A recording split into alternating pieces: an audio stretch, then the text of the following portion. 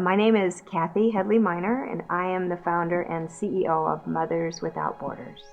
I got the idea to start Mothers Without Borders. It was kind of an evolution. I don't think it was any one specific event, but being the mother of 4 children myself and then an adopted daughter, I was really touched as I looked around the world and I saw the trouble and the strife that children were in, and I had a desire that I wanted to help.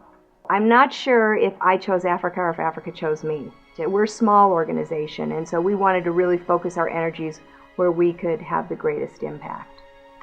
In Africa, we have a number of priorities that we are seeking to meet. Because of this huge number of orphans that are being created, children every day in villages and communities around Africa, children are becoming orphaned. It's estimated that probably over 6,000 children every day lose a parent to AIDS. So communities are just being overwhelmed with the number of children that are being left without parents to care for them.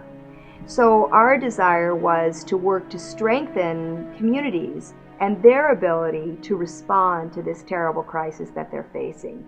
So that's our number one priority, is to look for ways that we can strengthen the communities and support families who live in communities that are willing to care for orphans, to bring orphans into their home and care for them.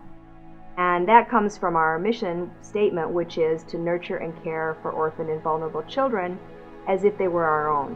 So we work to protect children, and when we find children living in circumstances where it's not possible for the community to meet their needs, then we look for alternative ways for us to assist those children.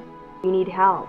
There's something that everyone can do, and we have a strong belief at Mothers Without Borders that everyone has something that they can offer.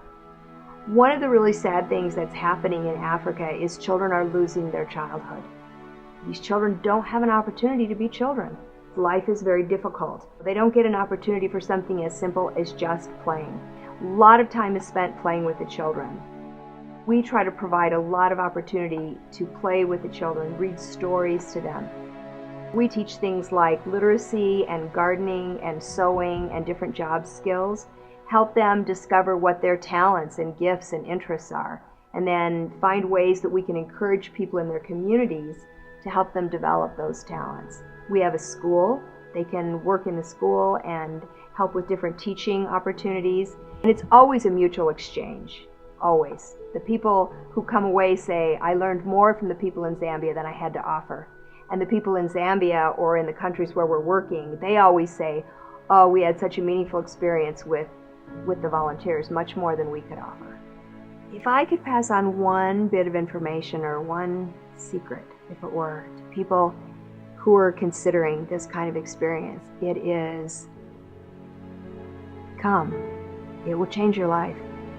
I think the reason we haven't had trouble finding volunteers or recruiting volunteers is because each one of us, every person on the planet, I believe, holds a piece of the puzzle. This puzzle that if we all put it together, we would be able to help ease and end suffering and the problems that trouble all of us. And everybody holds a piece to the puzzle, and we want people to come to the table and bring their piece of the puzzle and come and be a part of this amazing and life-changing work.